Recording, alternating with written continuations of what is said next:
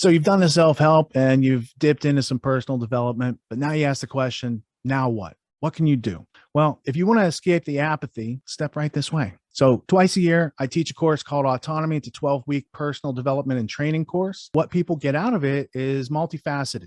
There's curriculum, there's exercises, there's camaraderie, you make new friends. There's a whole lot of interesting things.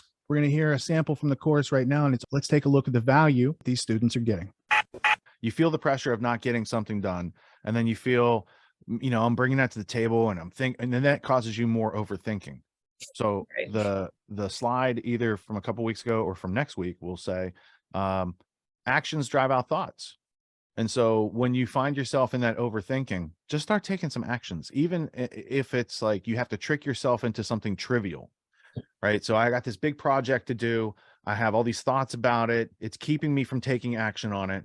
But then I see one little thing that I do know how to do something with, and I just start focusing on that. And then one thing leads to another, and then slowly you realize, oh, I already started this project. And then there'll come a part in a project where you want to talk yourself out of it. Why did I start this? I shouldn't be doing this. It's not going to work. All this negative stuff, right? And that happens the first couple of times, and you deal with it. And then like the fourth or fifth time, you say, oh, negative Nellie's here to tell me I'm not going to be successful. I'm getting used to you appearing at this point of my process. I'm now recognizing you. I could call you out and I could just keep focused and work. Or the other trick that I'll do for my brain is sometimes you want to quit. And fighting that isn't necessarily the thing that's going to get you through it. So sometimes I quit.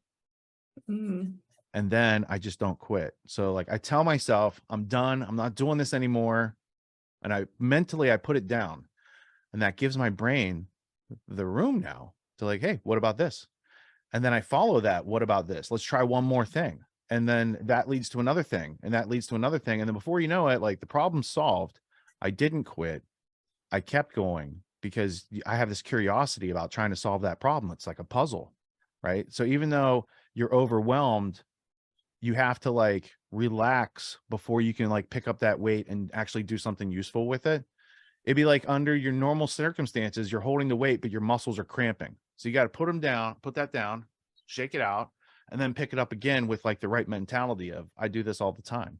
There's another meme that I saw this week that was pretty funny.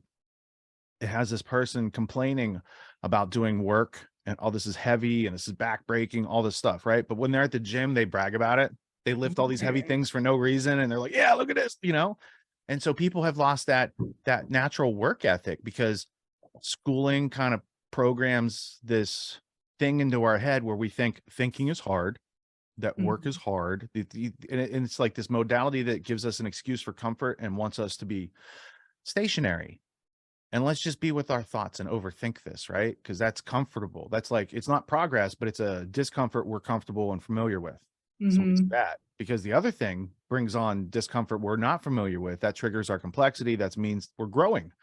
We're in a growth area when things don't go just right and things start moving over here, right? And sometimes you embrace the growth and you're like, I'm in growth mode. Let's do this. And other times you're like, not right now. Why right now? Why is this going on? And then you got to shift back into neutral and get your RPMs down and then get back into a gear where you can keep moving forward. Everyone's doing some kind of self-help these days, and you can find a million self-help courses out there. Most other courses out there are hosting lectures. They're hosting videos, they're maybe even doing Q&As, and these are great starting points to encourage learning. But at Autonomy, we believe that hands-on practice is the best way to really lock in what we're learning. There's no better way to gain confidence and mastery than through action. After each lecture, we practice the concepts we've learned with other students, giving and receiving feedback in a non-judgmental environment. The result is mastery of concepts like entrepreneurship, ethical sales, and self-reliance in an environment that directly translates to the real world. Plus, you make connections with other like-minded individuals who are learning right alongside you, and you have a lifetime membership in the community. The Autonomy course with Richard Grove equips you with confidence, competence, and courage in a world filled with confusion and noise. You can learn more at getautonomy.info. We'll see you there.